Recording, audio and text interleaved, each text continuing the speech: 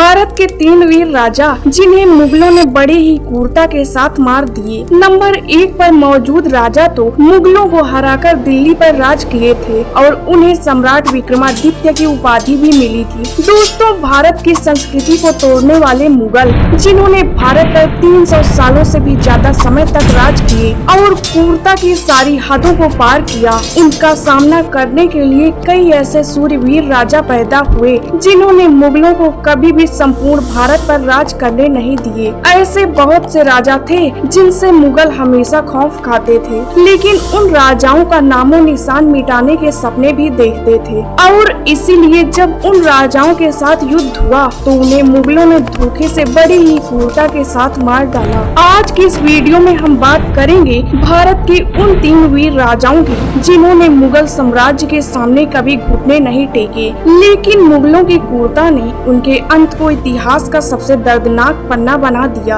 आज इन 3 राजाओं की शहादत की कहानी जानकर आपका भी खून खौल उठेगा, इसीलिए वीडियो को आखिरी तक देखिएगा। नंबर 3 पर आते हैं पृथ्वीराज चौहान। हमें गर्व होना चाहिए कि भारत की पावन धरती पर पृथ्वीराज चौहान जैसे महान वीर ने जन्म लिया, जिन्हें भारत का अंतिम हिंदू सम्राट भी कहा जाता है। वैसे इन्हें हराना किसी के बस की बात नहीं थी, पर कहते हैं ना, जब अपने ही आपके मौत के दुश्मन हो जाएं, तो आप चाह कर भी कुछ नहीं कर पाते हैं। कुछ यही कहानी थी पृथ्वीराज चौहान की, जिन्हें उनके ही ससुर राजा जयचंद ने दुश्मन का साथ देकर मरवाया था। अजमेर के राजा सोमेश्वर चौहान के यहाँ 1166 में जन्मे पृथ्वीराज चौहान बचपन से ही बड़ी प्रतिभाशाली थे। पिता की मृत्यु के बाद 13 साल की उम्र में ही उन्होंने अजमेर की राज गद्दी संभाल ली, जहां उनकी बल बुद्धि के कारनामे देख उनके दादा इतने खुश हुए कि उन्हें दिल्ली का उत्तराधिकारी बनाने का ऐलान करते हैं। इस बात से राजा जयचंद खफा हो जाता है, लेकिन वो पृथ्वीराज चौहान का कट्टर दुश्मन तब बनता है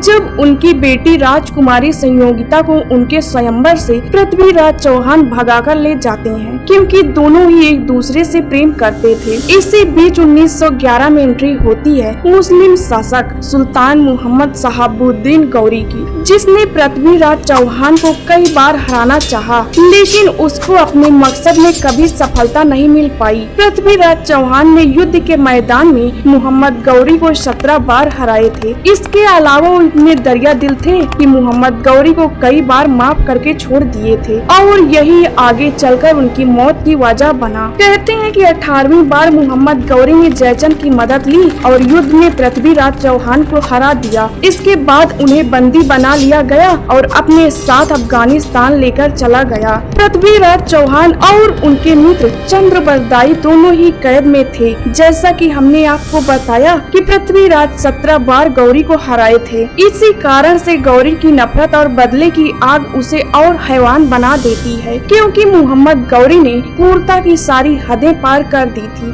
उसने सजा के तौर पर पृथ्वीराज चौहान की आंखों को गर्म सलाखों से फोड़ दिया था। रोजाना कैद में पृथ्वीराज चौहान पर जुर्म होते रहे। सजा से बेहाल पृथ्वीराज चौहान को मोहम्मद गौरी ने मौत की सजा सुनाई और उनसे उनकी आखिरी इच्छा पूछा। तब पृथ्वीराज चौहान शब्द भेदी बाण कला का प्रदर्शन की मांग करते हैं और गौरी उन्हें इजाजत दे देता है। कला प्रदर्शन की महफिल शुरू होते ही चंद्रबरदाई एक दोहा कहते हैं, 4 बांस 24 गज अंगुल अष्ट प्रमाण, ता ऊपर सुल्तान है मत चूको चौहान। ये दोहा सुनने के बाद गौरी जैसे ही शब्बास बोला, वैसे ही पृथ्वीराज चौहान मोहम्मद गौरी को अपने शब्द भेदी बाण से मार देते हैं। हालांकि इसके बाद गौरी के सैनिकों ने पृथ्वीराज चौहान का बेरहमी से अंत कर दिए थे। बताया जाता है कि मृत्यु के बाद उन्हें अफगानिस्तान की एक मस्जिद की सीढ़ियों में दफनाया गया था, जहां नमाज पढ़ने वाले उनकी कब्र में जूते चप्पल मारते थे।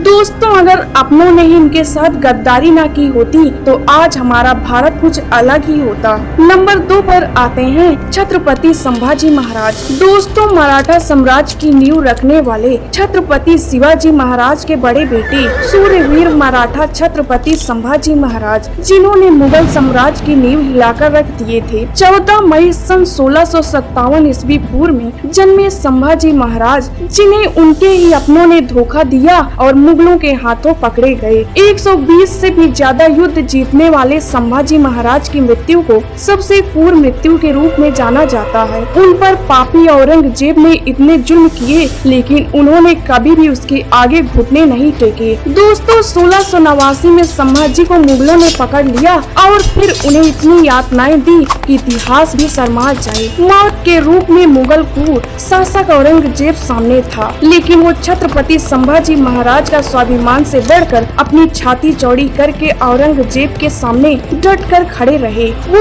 उसके ही दरबार में उसकी इज्जत की धज्जियां उड़ा दिए थे। अपने ही दरबार में अपने ही लोगों के बीच हुई बेइज्जती को औरंगजेब सह नहीं पाया और वो गुस्से में आकर आदेश देता है। धीरे धीरे छत्रपति संभाजी महाराज की खाल को खींचा गया। दर्द ज्यादा हो इसीलिए उनके जख्मों पर नमक को रगड़ा गया, मिर्च को आंखों में भरा गया, उनकी जीभ काट दी गई ताकि वो बोल ना पाएं। उनके मांस को काट कर कुत्तों को खिलाया गया। पहले उंगलियों के नाखूनों को निकाला गया, फिर उंगलियां काट दी गयीं। उनके दोनों हाथ काटे गए। गर्म लोहे के सरियों को आंखों में घुसाया गया। दोस्तों, हर दिन उनके शरीर से एक एक अंग को काटा जाता था, लेकिन अपने पिता के हिंदुत्व स्वराज के सपने के लिए और राष्ट्र के धर्म के लिए 40 दिनों तक इस दर्दनाक यातना को वो सूरवीर राजा छत्रपति संभाजी महाराज सहते रहे। अंत में थक हार कर औरंगजेब ने 11 मार्च 1689 को छत्रपति संभाजी महाराज की क्रूरता से हत्या कर देता है। इसे भारत के इतिहास की सबसे दुखद और क्रूर मृत्यु के रूप में जाना जाता है। अब हम बात करते हैं नंबर 1 पर मौजूद एक ऐसे राजा की जिसकी मृत्यु को भी क्रूर माना जाता है, वीर हेमू विक्रमादित्य, जो न ही राजपूत थे और न ही एक क्षत्रिय, जिन्होंने अपने पूरे जीवन में कुल 22 लड़ाइयाँ जीती,